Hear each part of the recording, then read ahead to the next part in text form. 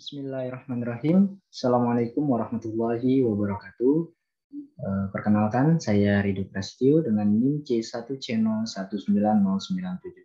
Kali ini saya akan membahas mengenai materi tentang akad salam dalam mata kuliah Akuntansi Syariah yang diampu oleh Bapak Dr. Wirmi Eka Putra, ST MSI CIKNA.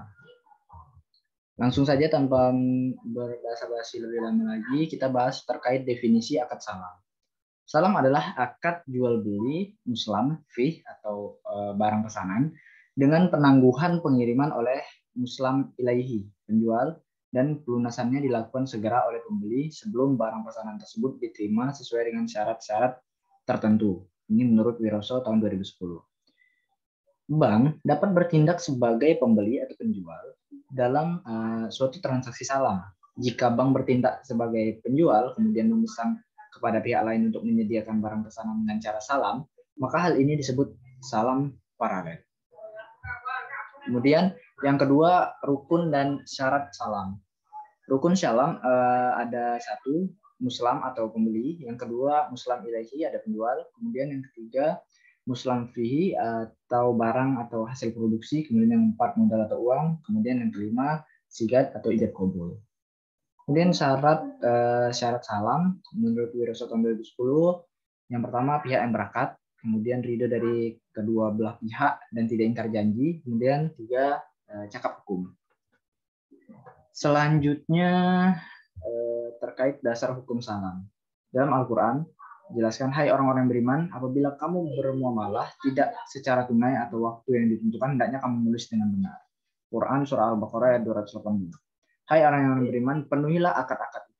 Dalam Quran surat Al-Maidah ayat 1. Kemudian dari sunnah, barang siapa melakukan salam, hendaknya ia melakukan dengan takaran yang jelas dan timbangan yang jelas pula untuk jangka waktu yang diketahui. Hadis riwayat Bukhari. Dari Abu Sa'id Al-Khudri bahwa Rasulullah bersabda, sungguhnya jual beli itu harus dilakukan suka sama suka. Hadis riwayat Al-Baihaqi dan Ibnu Majah serta dinilai sahih oleh Ibnu Hibban. Selanjutnya kita bahas terkait jenis dan alur transaksi salam. Nah, dalam transaksi salam, entitas syariah dapat bertindak sebagai penjual atau pembuat pabrikan.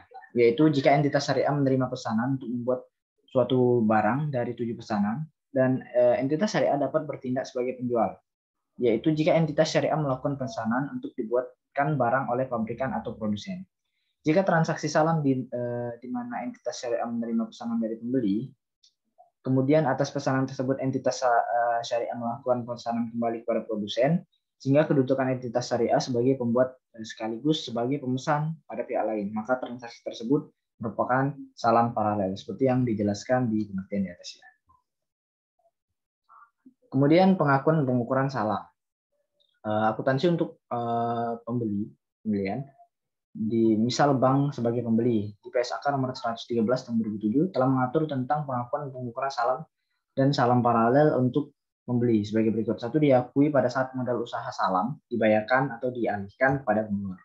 Kemudian modal usaha dalam salam dapat berupa kas dan aset non-kas.